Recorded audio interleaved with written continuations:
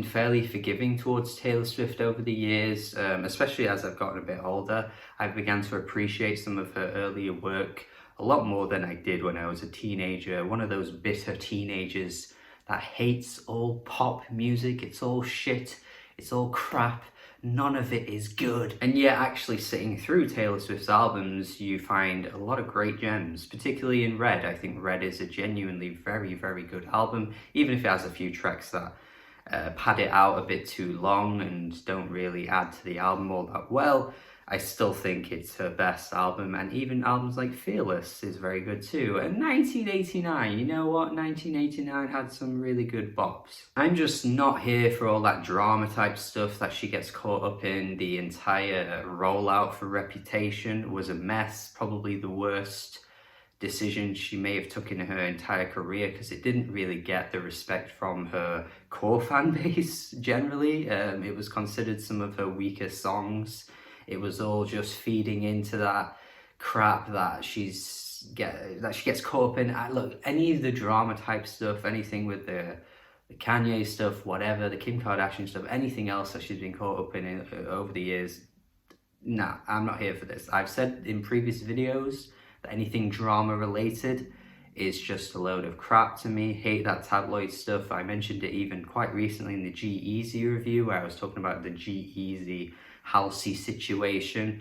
Look, I can't deal with this shit. Like, it just has nothing interesting. Look, if you care about these things, I'm sorry. I'm very sorry for you. I'm so sorry. What I care about is the music, because why the hell would I not? And what I'm here for is to see what Taylor Swift can deliver, because she has had a pretty weak run, and some of her albums tend to have some really bizarre single choices, because, you know, I don't know why you'd ever release a song like Me, to be honest.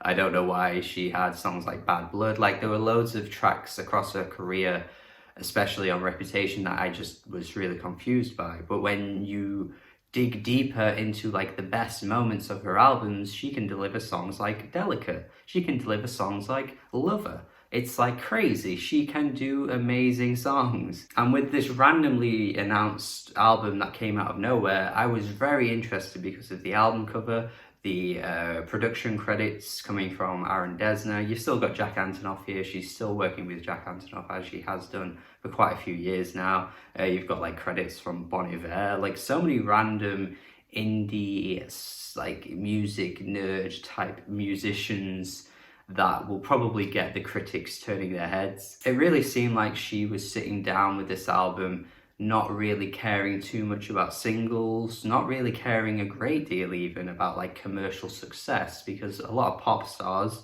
really do cater their singles, their albums towards that audience to garner a lot of attention. But this one didn't really seem like that. Folklore seemed like a completely new direction for Taylor Swift. And I've probably talked way too long on this introduction here. I may as well get into the music now. And I think what the music brings is pretty nice. It's pretty good. It's a pretty solid set of folky pop tunes, some indie folk isms throughout, some really soft acoustic piano ballads. Like, it's very simple in terms of its presentation. She's not really going all out here. She's just kind of stripping it back, delivering some solid tunes. I don't know if I completely stand by the narrative of people calling this like her best album, one of the best albums of the year. I don't really hear that, but I still think for what it is, it's pretty nice, and actually is her best album in quite a few years now. One thing I think that strikes me the most, and has always really struck me with Taylor Swift, is her voice. I mean, she isn't the most amazing singer in the world, like, you know, she's not the best singer ever, but she has a really lovely voice. And for 16 tracks, an hour long, I think you can't really go wrong with listening to her sing, because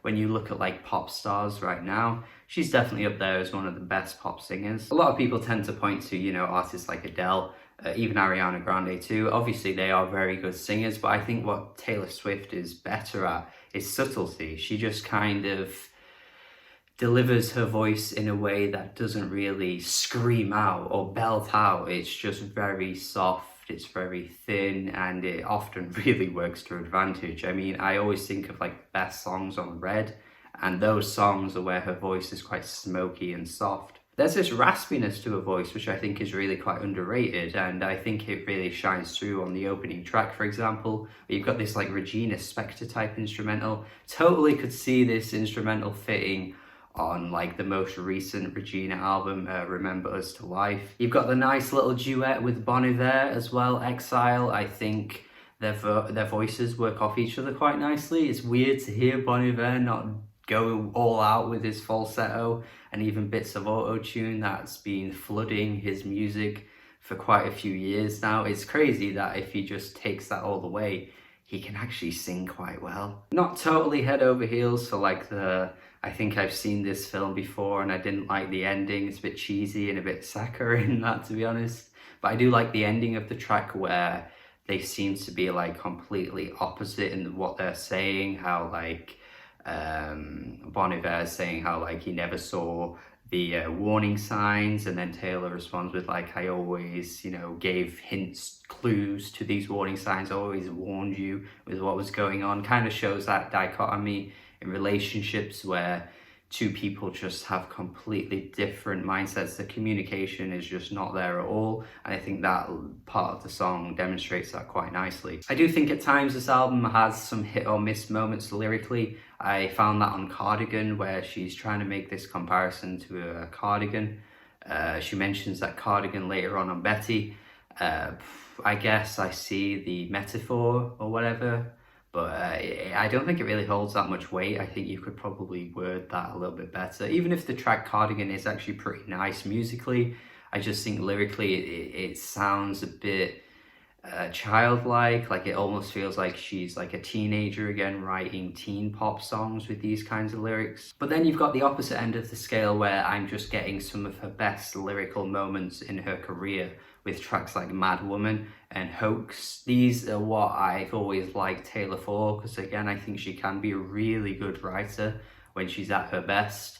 And I think like Mad Woman is a great track, sort of demonstrating how, you know, the guy in the relationship isn't really communicating his feelings all that well and just calls the girl crazy, just calls her mad. She's just insane. And then, you know, Taylor's kind of using that as a way to show how it doesn't work and it's not helpful at all. It's quite clever how she's like, no one likes a mad woman, but it's actually you that's turned me that way. You're creating this mad woman. It's quite Fiona Apple-ish in the way that she's using the words said against her to her advantage and just making it into a really well-written song. You can tell she really sat down and thought about this, because I feel like this is one of the best lyrical tracks on the whole thing. Same with Hoax too, as I've already mentioned. I like the way she's describing this relationship as a hoax. It's quite simple, really, to describe like a relationship as a hoax. But I guess I never really thought of it as being described that way, and hearing her say it like that is pretty clever. And I also like the way how you can't really read the track very well. Is it that the person is a hoax? Are they unfaithful? Are they lying to her? Are they not treating her the best they should be? Is that person the hoax?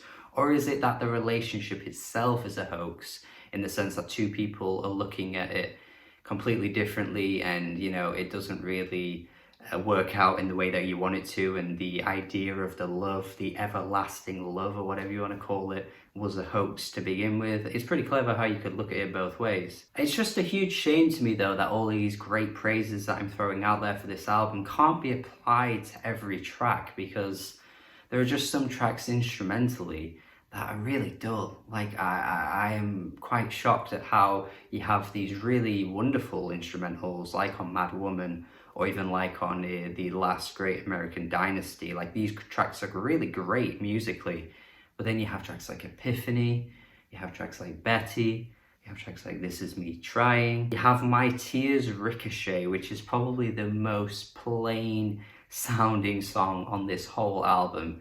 And that's saying a lot, because I think there are quite a few tracks that are already quite plain in the way they're presented. It's just sometimes an acoustic guitar and Taylor, or it's sometimes just a really faint piano and her voice. Like, there's just something lacking musically on some of these tracks, which reminds me quite greatly of the last Lana Del Rey album, and how that album was perceived as her best to date by critics, and I think Folklore will be perceived her best to date by critics too. And yet there are just these moments that are padded out to like an hour long that feel like they should have just been chopped. Like you could cut this album down to like 45, 50 minutes and it would do it a lot of justice. Because I hear a track like August and think, yes, this track is brimming with instrumental greatness. Listen to those strings, they're so gorgeous. Listen to her voice, so pillowy, so cushiony, so soft. It's so delicate. It works so well, but it's not like every track makes me get so excited like this one. Or even Invisible String, which is a great track too, which reminds me a lot of Sufjan Stevens, particularly Illinois era Sufjan Stevens. I think the way the guitar has been plucked on that track reminds me of some really great moments on that album. The lyrics here as well, really cool with the Japanese myth about soulmates and how, you know, the invisible string is sort of like representing how two people are being pulled together because they're just, you know, they're meant to be set for life together. Pretty niche idea that Taylor's talking about here, but I guess it fits her general lyrical aesthetic. You know, she's often giving us these like hopeless romanticisms in her music, but I think this is actually, again, a really well written track. But I just wish I could say that about every track, and I just can't really. You know, I could easily skip Peace, to be honest. It just doesn't really add to the album what so many of the great moments do. And it's like, again, it's 16 tracks long. I've mentioned about 4 or 5 here that I don't think are particularly interesting. So if you chopped it to like 11 tracks, this could have been a really, really strong album. Because even Last Great American Dynasty has something to offer instrumentally that many of the tracks don't, in fact. It has more of that like electronic-ish sound that you would hear on the last National album, Sleep Well Beast. The little flickers of synthesizers and the bass that come through on this track are really welcomed, particularly in the sense that most of the album doesn't really go for this sound, but it works really well. And how she's telling that story about the lady called Rebecca, a pretty interesting story that she's not telling to the best she probably could have, but I think she's selling it well anyway. It doesn't matter all that much because she's singing so well on this track and the chorus is great.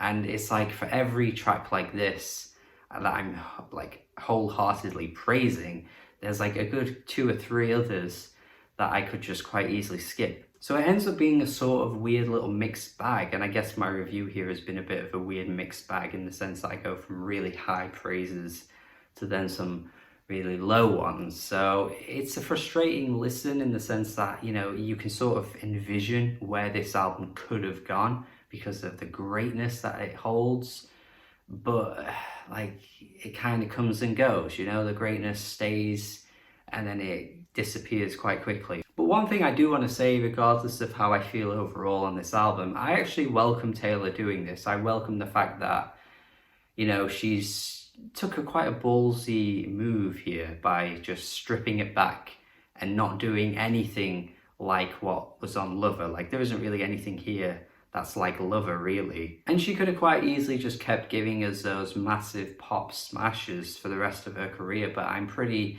happy to see that she's quite willing to take it back to her roots, because some of these tracks definitely have that Red era of her music, even Speak Now era, and you know, they might not be as strong as some of those tracks, particularly not on Red easily. Like some of the tracks on Red blow this album out of the water, really, but it's still the fact that she's willing to go back to that sound, and you know, it's worked for the most part. So I think a 6.5 out of 10 is where I can go here.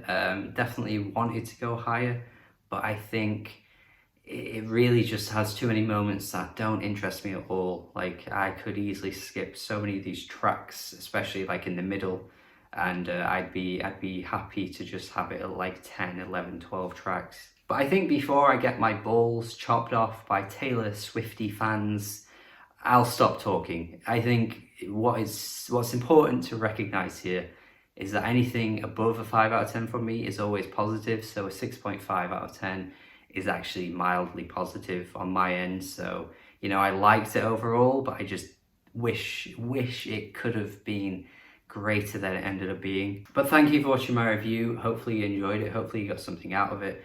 Thank you for listening to what I have to say. Really appreciate it. Hopefully you subscribe based on what I've said here.